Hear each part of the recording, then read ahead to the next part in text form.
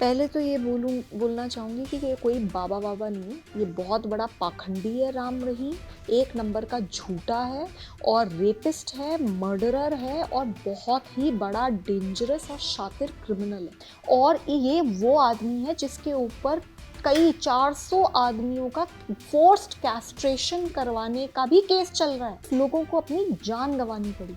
ऐसा आदमी जिसको फांसी की सजा दे देनी चाहिए थी, वो आदमी आज इस पूरे सिस्टम का मजाक उड़ाता है।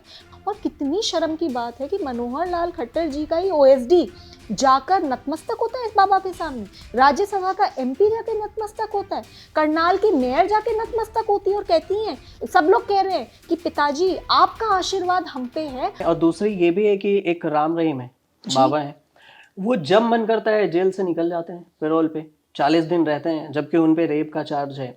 तो ये कहीं ना कहीं नेताओं की मिली भगत, जो जिस वजह से उनको हिंट मिलता होगा, या फिर क्या सिस्टम की कितनी लाचारी होगी कि एक रैपिस्ट को आप जेल से पैरोल पे बाहर देते हैं, उनको वो सत्संग करते हैं, उसके बाद उनके सभा में आप जाते हैं, उनका आशीर्वाद लेते हैं सिर्फ जनता से वोट के लिए। पहले तो ये बोलना चाहूँगी कि ये कोई बाबा वाबा नहीं है, ये बहुत बड़ा पाखंडी है राम रहीम, एक नंबर का झूठा है और रेपिस्ट है, मर्डरर है और बहुत ही बड़ा डेंजरस और शातिर क्रिमिनल है। इस आदमी को कोर्ट ने एक केस में नहीं, कई केसेस में सजा दी है। और ये वो आदमी है जिसके ऊपर कई 400 आदमियों का फोर्स्ड कैस्ट्रेशन करवाने का भी केस चल रहा है। इसके ऊपर बेअदबी के मामले चल रहे हैं। ये इतना डेंजरस क्रिमिनल है कि जब इसको पकड़ने गए तो 40 लोगों को अपनी जान गंवानी पड़ी। ऐसा आदमी जिसको फांसी की सजा दे देनी चाहिए थी, वो आदमी आज इस पूरे सिस्टम का मजाक उड़ाता है, पूरे देश की निर्भयाओं के मुंह पे तमाचा मारता है और जब मन आता है एक कॉल करता है और जेल से बाहर हो जाता तो है। ये किसकी लाचारी है? या मतलब वो तो अपने आप को बोलता है हम संत हैं, हम तो एकदम साफ सुथरे छवि के हैं, सिस्टम कहती है हम 40 दिन के पैरोल देंगे क्योंकि आप एक गुड पर्सन हैं, आप एक सत्संग करते हैं। तो लाचारी किसकी यहाँ पे है कि वो बाहर आए और हम उसके सत्संग में जाएं? नेता भी तो जाते हैं उनके यहाँ दरबार लगाने की, हाँ हमें वोट हरियाणा दीजिए। सरकार पूरी तरीके से झूठ बोल रही है। मनोहर लाल खट्टर जी बिल्कुल झूठ बोल रहे हैं। वो बार बार बोलते हैं उनका पैरोल से कोई लेना देना नहीं, ये तो कोर्ट देता है, जबकि उनका ही कानून कहता है कि डिविजनल कमिश्नर देता है। Divisional commissioner is an IAS officer who reports to Manohar Lal Khattar ji. तो ये कहना चाह रहे हैं कि उन्हें पता ही नहीं कि उनकी सरकार में क्या चल रहा है। सीधे सीधे एक उस रेपिस्ट और मर्डरर को बचाने की साजिश चल रही है।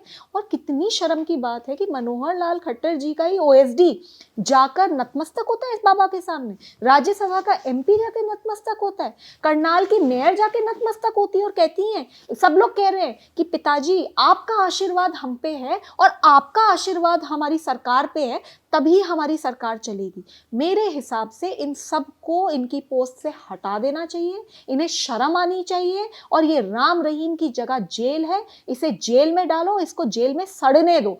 ये जब बाहर आता है इसको Z+ सिक्योरिटी मिलती है, पूरा महकमा इसके सामने नतमस्तक होता है और पूरा देश इसको देख रहा है, देश के बड़े बड़े लोग इसको देख रहे हैं और कोई एक्शन नहीं हो रहा।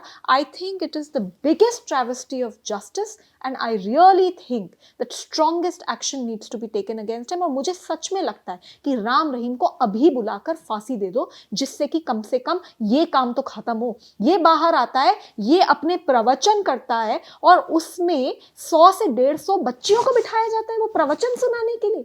वो इंप्रेशनेबल माइंड्स के ऊपर क्या मैसेज दे रही है सरकार? पूरे देश को क्या मैसेज दे रही है सरकार? It is an issue that really boils my blood and I really think that this man needs to be thrown into jail। and ये जितने सरकारी ऑफिसर्स और जितने बड़े बड़े नेता हैं जो राम रहीम की मदद कर रहे हैं, इन सबको भी जेल में होना चाहिए। दूसरी बात कि उनके साथ एक हनीप्रीत थी, जो वो कहते थे कि हम, ये हमारी मुंह बोली बेटी है, और फिर बाहर खबर चली कि उनके साथ उनका कुछ रिलेशन है। तो इसके बारे में कोई आइडिया है कि वो क्या, तो कोई केस उसका मुंह बोली बेटी थी या क्या है वो? देखिए, ये तो केस की निटी ग्रिटीज हैं। हम उस पे जाते हैं जो बिल्कुल साबित हो चुका है। रेप, इसके ऊपर 2 रेप के चार्जेस बिल्कुल साबित हो चुके हैं। मर्डर के चार्जेस इसके ऊपर साबित हो चुके हैं। जो जो चीजें मैंने अभी आपको बताई, ये सारे वो हैं जो साबित हो चुके हैं। He is a convicted criminal, a rapist and a murderer. He is one of the most dangerous people. जब मैंने उसके खिलाफ आवाज उठाई तो मेरे ऊपर एक रेप के थ्रेट्स उसके सो कॉल्ड फॉलोअर्स ने दिए। देखिए, हमारे देश में क्या होता है, इस तरीके के लोगों को जेल में डाल दिया जाता है, उसके बाद पूरा महकमा इनके आसपास घूमता रहता है, क्योंकि अभी इसके पास पावर और पैसा बहुत है। इसका पैसा क्यों नहीं बंद करते? बंद करो, ये बेकार का इसने तमाशा लगा रखा है। क्यों ये प्रवचन देगा?